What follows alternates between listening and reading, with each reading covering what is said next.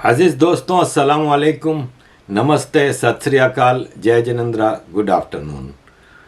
अजीज़ दोस्तों, शहबाज शरीफ फ्रांस गए थे। अभी फ्रांस में इंटरनेशनल इन्वेस्टर्स कॉन्फ्रेंस हुई थी। यानी इंटरनेशनल जो इन्वेस्टमेंट करने वाले थे, बैंक्स थे बड़े बड़े, IMF, world bank, industrial development bank, ये वो बड़े बड़े कंट्रीज़ वहाँ जमा हुए थे। शहज़ादा मोहम्मद बिन सलमान भी थे वहाँ पे। हमारे भिखारी पहुँच गए। उन्होंने कहा इससे अच्छा मौका कौन सा होगा। भिखारी का आपको पता है ना कि वो देखता है कि कहाँ पे कोई सारे दयावान जमा हैं जो भिक्षा देते हैं, तो हम भीख मांगने चले जाएं। ये पहुँच गए।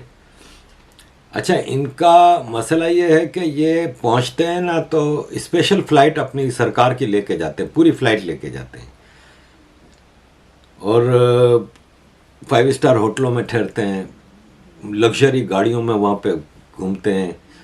ये इनका तरीक़ाकार है। तो ये वहाँ पे पहुँच गए। वहाँ पे साइड लाइन्स पे सबसे मुलाकातें हुई। उसमें आईएमएफ की मैनेजिंग डायरेक्टर से भी मुलाकात हुई। वो मैं आपको डिटेल में बताता हूँ। पहले ये मैं बता दूँ कि वहाँ पे ये शहज़ादा मोहम्मद बिन सलमान से खड़े खड़े उस ज़ाहिर उस हॉल में जो पार्टी हो रही थी उसमें मुलाकातें हुई हैं। बैठ के किसी ने 2 मिनट की मीटिंग का टाइम नहीं दिया इनको, क्योंकि वहाँ पे बिजनेस करने आए थे, सब धंधा करने आए थे। भिखारियों से क्या धंधा करेंगे। पता था कि इसने आके पाँव पकड़ना है, रोना धोना है, अपने रोने दुखड़े बताने, और हम पैसा देंगे तो वापस जाकर अय्याशियाँ कुटेंगे। साला भीख मांगने के लिए अपनी पर्सनल फ़्लाइट पूरी लेके आया है, 5 स्टार होटल में ठहर रहा है। तो खड़े खड़े सब ने बात की। मोहम्मद बिन सलमान से जो इसकी बातचीत हुई, जिस बॉडी लैंग्वेज से हमें पता ही चल रहा है कि कफ़ील साहब, आप हमारे कफ़ील हैं, प्लीज़ हमें कुछ दे दें, देखें हम बहुत परेशान हैं, घर में माँ बीमार है, बाप माजूर है, बच्चों की पढ़ाई का मसला है। जैसे एक भिखारी करता है वैसे वो शहज़ादा मोहम्मद बिन सलमान के साथ लगा रहा, अपने फ्रांस के सदर मैक्रोन के साथ लगा रहा, और इस्लामिक डेवलपमेंट बैंक के चेयरमैन मोहम्मद जासिर से, और सबको क्या कह रहा था, मैं आपके लिए स्पेशली पाकिस्तान के मैंगो भेजूंगा। आपको पता है ना, पाकिस्तान के मैंगो दुनिया के सबसे अच्छे मैंगो होते हैं। मैं आपके लिए मैंगो भेजूंगा। आम दे रहा है और वो समझ रहा है कि आगे साले बेवकूफ़ हैं वो, जो इसकी बात को समझते नहीं कि ये भीख मांगने के लिए आया है। क्रिस्टलिना जॉर्जीवी, मैनेजिंग डायरेक्टर आईएमएफ, ने उससे उधर खड़े खड़े उसके आगे रोना धोना शुरू किया कि देखें अब तो बहुत हो गया, अब तो हम बर्बाद हो गए हैं, प्लीज़ आप आईएमएफ का प्रोग्राम 30 जून को ख़त्म हो रहा है, आप रिवाइव करें, ये वो। फिर सैटरडे को इसहाक डार की आईएमएफ से मीटिंग हुई ऑनलाइन, और पार्लियामेंट में इसहाक डार ने तकरीर करते हुए बताया इसके बाद कि हमारी मीटिंग हुई और हमने उनकी सब शर्तें पूरी कर ली हैं। हमने वापस बजट को चेंज कर दिए है। 214 बिलियन रुपए के टैक्स बढ़ा दिए हैं, और टैक्स आम आदमी का सत्यानाश। 214 बिलियन रुपए के हमने टैक्स बढ़ा दिए हैं, और 85 बिलियन रुपए का खर्चा हम कम करेंगे। ये खर्चा कम करेंगे। आगे मैं बताता हूँ कि खर्चे किस तरह बढ़ा रहे हैं। ये सिर्फ मतलब पैसे लेने के लिए, आईएमएफ से किस्त लेने के लिए ये सब झूठे वादे करे हैं। ये टैक्स बढ़ाएंगे कहाँ से? टैक्स घटेगा। आपका 1 मिलियन वर्कर बेरोजगार हो चुका है, बल्कि सॉरी 10 मिलियन वर्कर बेरोजगार हो चुका है। आपका इंडस्ट्रियल प्रोडक्शन 50% से कम रह गया है। तो टैक्स कहाँ, किस पे लगाओगे? फिर गधे घोड़ों पे लगाओगे। तो ये झूठे वादे कर रहा है। आईएमएफ को भी पता है। अब हमने सारी शर्तें पूरी कर ली हैं, अब हमारे को आईएमएफ किस्त दे दे, बस अब बहुत हो गया। आखिरी में इसहाक डार ने तकरीर करते हुए कहा कि अगर आईएमएफ किस्त दे दे तो ठीक है, नहीं देगा तो भी अल्लाह के नाम पे चल रहा है काम। सुन रहे हैं फाइनेंस मिनिस्टर। इस पे हमारे एक लेखक हैं पाकिस्तान के, उन्होंने लिखा है कि मैं कंस्पायरेसी थ्योरीज पे बिलीव नहीं करता, लेकिन मैं समझता हूँ कि आईएमएफ से पाकिस्तान के नेगोशिएशंस आगे नहीं बढ़ रहे। आईएमएफ ने इतना ज़्यादा सख्त स्टैंड कभी किसी के खिलाफ नहीं लिया। ये सारा जियो पॉलिटिक्स है। और ये बात इसलिए भी पता चलती है कि बाइडन और मोदी की प्रेस कॉन्फ्रेंस में पाकिस्तान के खिलाफ बहुत सख्त ज़बान इस्तेमाल की गई। तो इसका मतलब अमेरिकन सरकार आईएमएफ को रोके हुए है और सर्कमस्टेंशियल एविडेंस बताते हैं कि आईएमएफ को अमेरिका रोक के बैठा है और उसमें इंडिया की फॉरेन पॉलिसी लॉबिंग है, जिसकी वजह से आईएमएफ पीछे हटा है। और अब वर्ल्ड बैंक का चेयरमैन भी इंडियन ओरिजिन का, आईएमएफ की भी जो सारी मैनेजर ऑपरेशन है वो भी इंडियन ओरिजिन की, तो उनको अब ये सारा इंडिया के ऊपर टोपी डाल रहे हैं कि ये भी राह की साजिश है। अब खर्चे की बात आती है कि हम 85 बिलियन रुपया खर्चा कम करेंगे। ये स्पीच करने के बाद बाहर निकल के इसहाक डार ने ऐलान किया कि साथियों, हज, पार्लियामेंट के मेंबर से कह रहे हैं, हज 4 दिन बाद है, बाहर एयरपोर्ट पे एक फ्लाइट रखी है तैयार, जितने भी पार्लियामेंटेरियंस को हज के लिए जाना है जाएं। 15 लाख रुपए का हज है आम आदमी के लिए। ये सरकारी प्रोटोकॉल में मुफ्त में हज करेंगे। प्रेसिडेंट ऑफ पाकिस्तान हज के लिए जा रहा था सरकारी खर्चे पे अपने पूरे लाव लश्कर के साथ, तो चेयरमैन सेनेट और स्पीकर असेंबली को भी दावत दी कि आप भी चलें।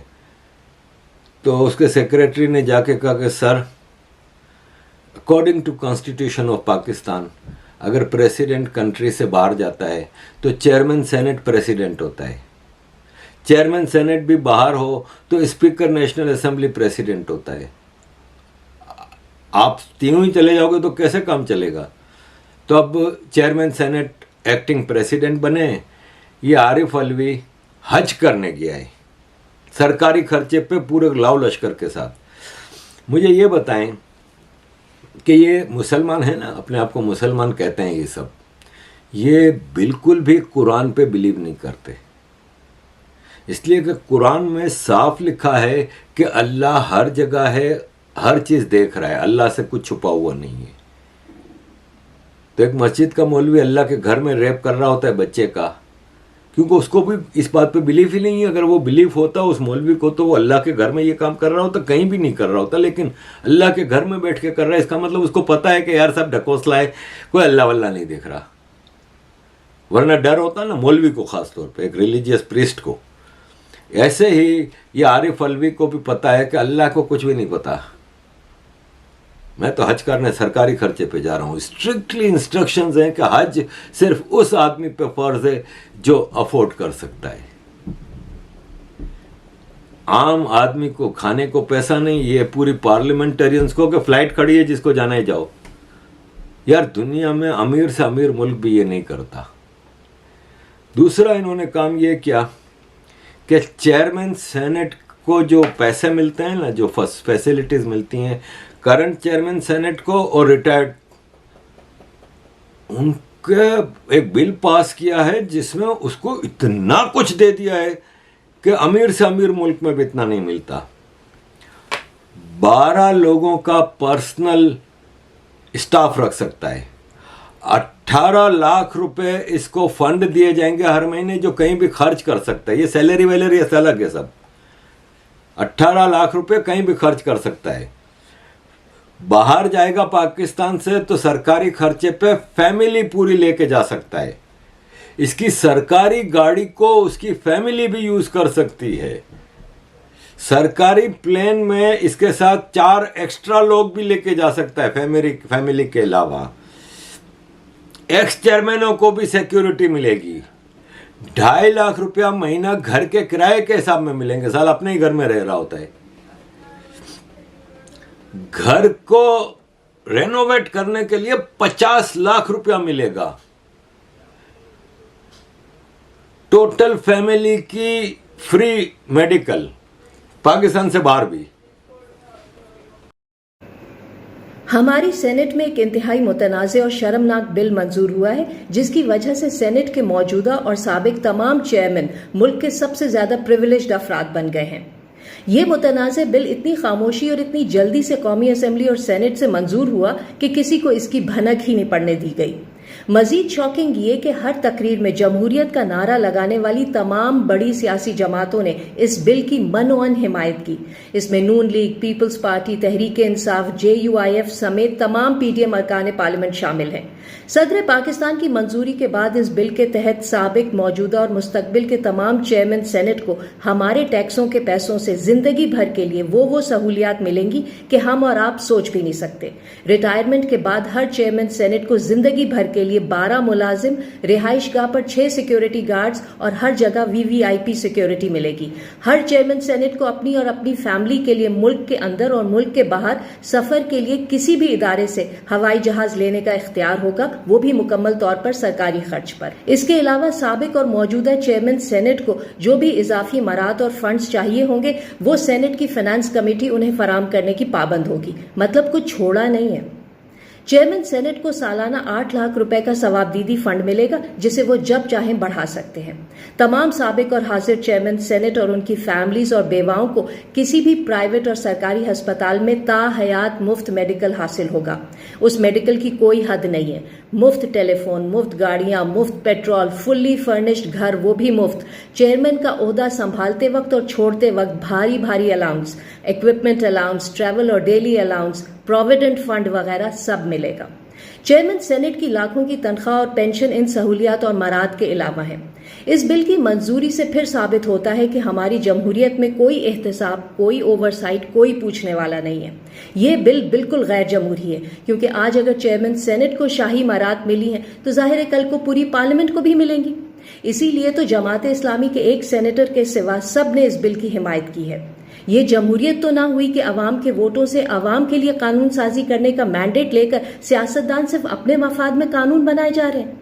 दूसरा, ये बिल गैर आईनी है क्योंकि रिकॉर्ड महंगाई के इस तकलीफदेह दौर में ये अवामी मफाद के खिलाफ है और अवामी जज्बात का मजाक उड़ाने के मुतरादिफ है।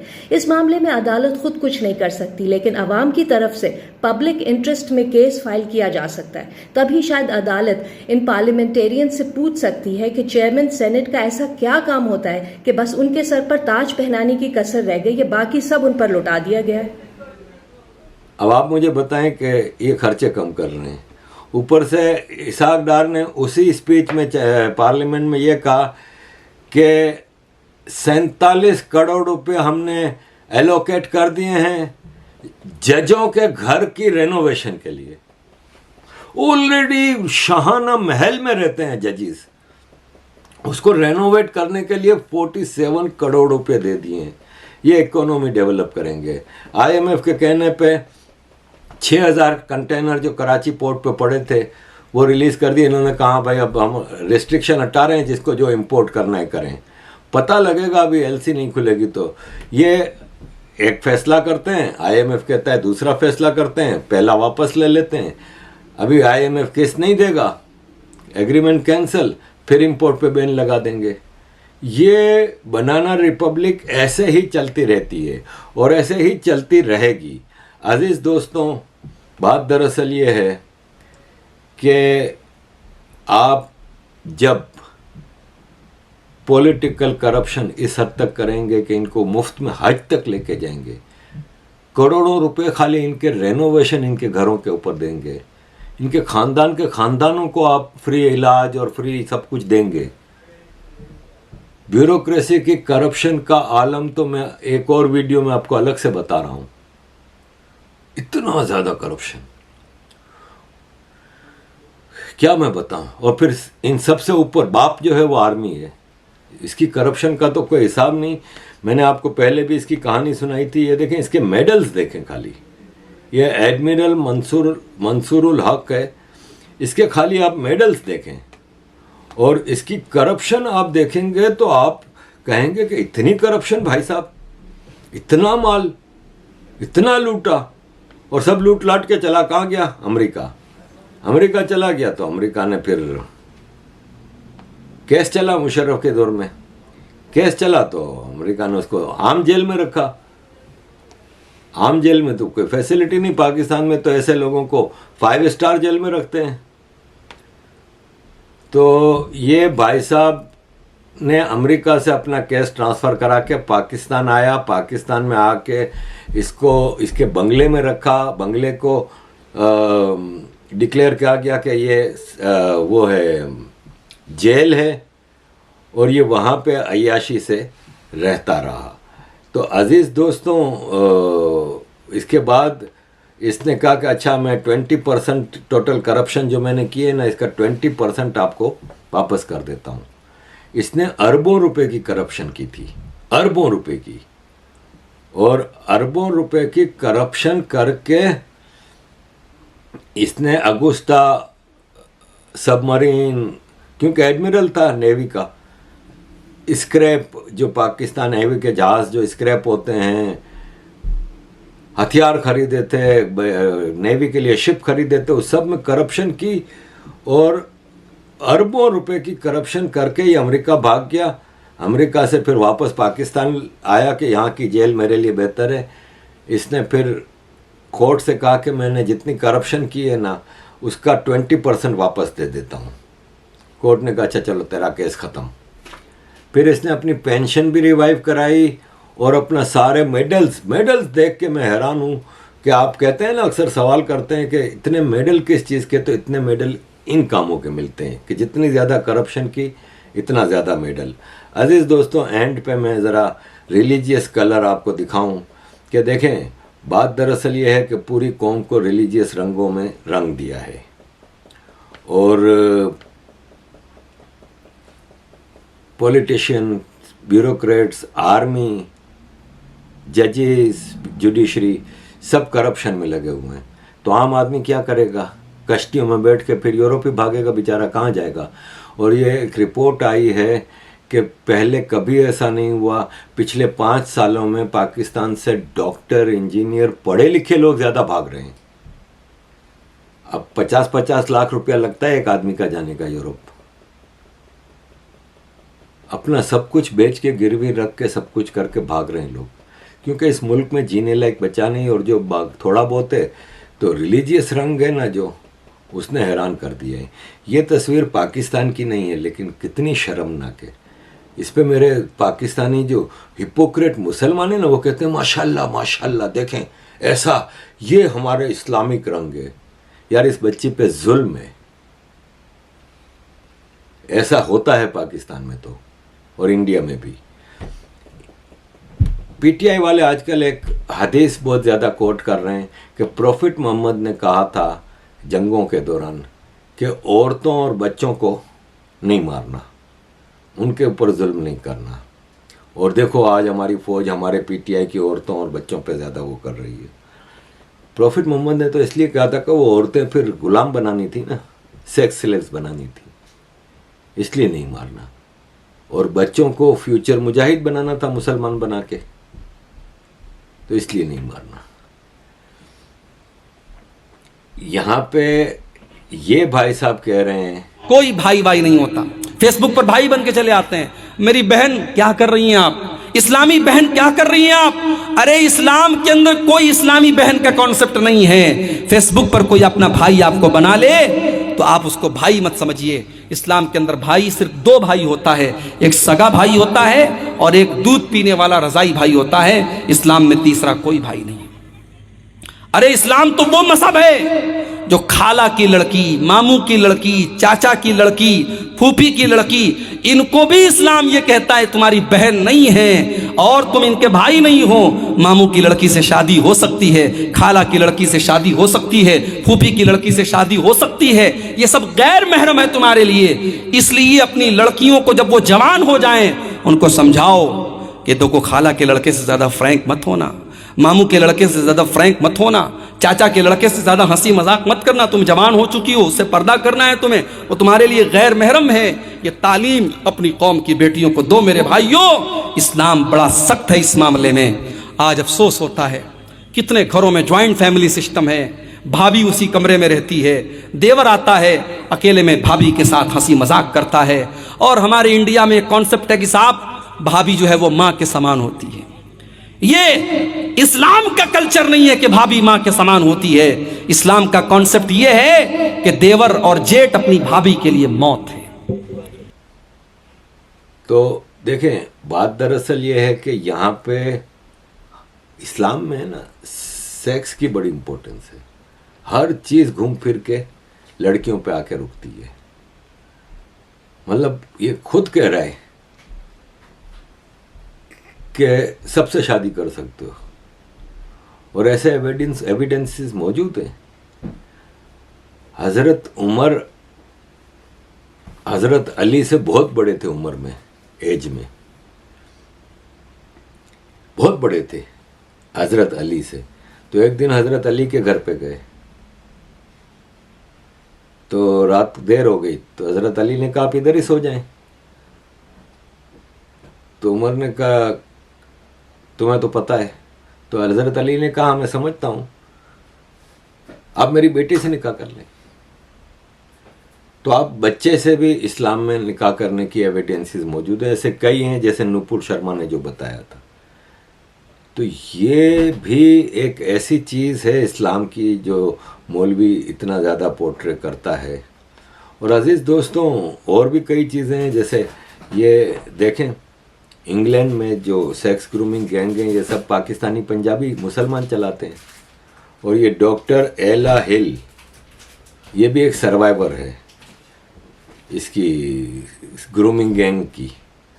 उसने कहा कि मुस्लिम मैन यानी पाकिस्तानी पंजाबी मुसलमानों ने 5 लाख, 500,000 लड़कियों का पिछले 40 साल में रेप किया है, मोस्टली वाइट लड़कियां। तो अजीज़ दोस्तों, इस सिलसिले में दुनिया का जो सबसे अमन वाला, जो सबसे बर्दाश्त वाला, सबसे कोएग्जिस्टेंस वाला, सबको साथ लेके चलने वाला सनातन धर्म है, जिसकी हिस्ट्री रही है कि कभी किसी ग्रुप ऑफ पीपल पे मज़हब की बुनियाद पे या किसी भी आधार पे जुल्म नहीं किए, कभी किसी मुल्क में इन्वेड नहीं किया, जंगों में कभी किसी दुश्मन फौज से जीतने के बाद उसकी औरतों को बंदी नहीं बनाया, गुलाम नहीं बनाया, आज़ाद कर दिया इज्जत के साथ। उस सनातन धर्म के लोग भी अब मजबूर हो गए हैं एक्सट्रीम पे जाने के लिए। मेरे गुरु, मेरे दोस्त, मेरे भाई पुष्पेंद्र कुलशेस्त्रा जी की ये 2 मिनट की वीडियो आपके सामने रख रहा हूँ। गौर कीजिए कि इस हद तक पहुँचने के लिए कितना जुल्म बर्दाश्त किया, तो अब बर्दाश्त ख़त्म हुई है। अजीज़ दोस्तों, thank you very much for all your support, keep supporting. और जिस पते पे छपी है उसका नाम सर सैयद अहमद खां है, वो भी मुसलमान है। मुझे बताओ ये 24 आयतों के बारे में आपका क्या कहना है? इसमें सूरा नंबर 9 आयत नंबर 5 पे लिखा हुआ है कि मुशरिक जहां भी मिले और वो तुम्हारे अल्लाह को कबूल करने से मना कर दे, उसका कत्ल वाजिब है।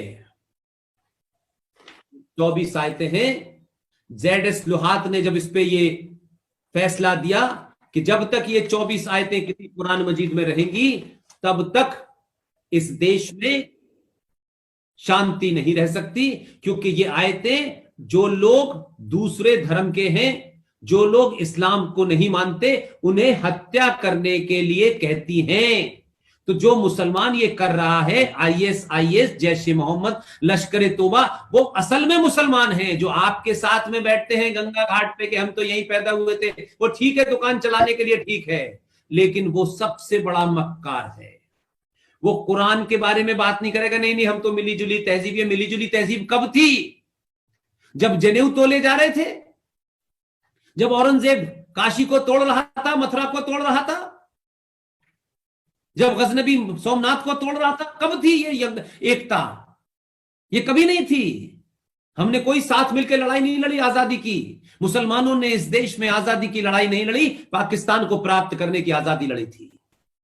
वो चले गए, और आज भी वही मुसलमान इस देश में जगह जगह, गली गली, मोहल्ले मोहल्ले इस्लाम के नाम से इस देश को बर्बाद करने पे तुला हुआ है।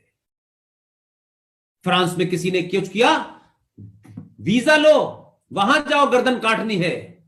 अगर हिंदुस्तान की इस धरती के ऊपर जो सनातन संस्कृति की धरती है, इस पे किसी ने कत्ल गारत की और अब किसी ने ये नारा लगाया भारत तेरे टुकड़े होंगे, ये 2020 का भारत है उसकी समझ में आ गया है, ये टुकड़े नारे लगाने वालों के टुकड़े भारत कर देगा, अब कोई बख्शा नहीं जाएगा।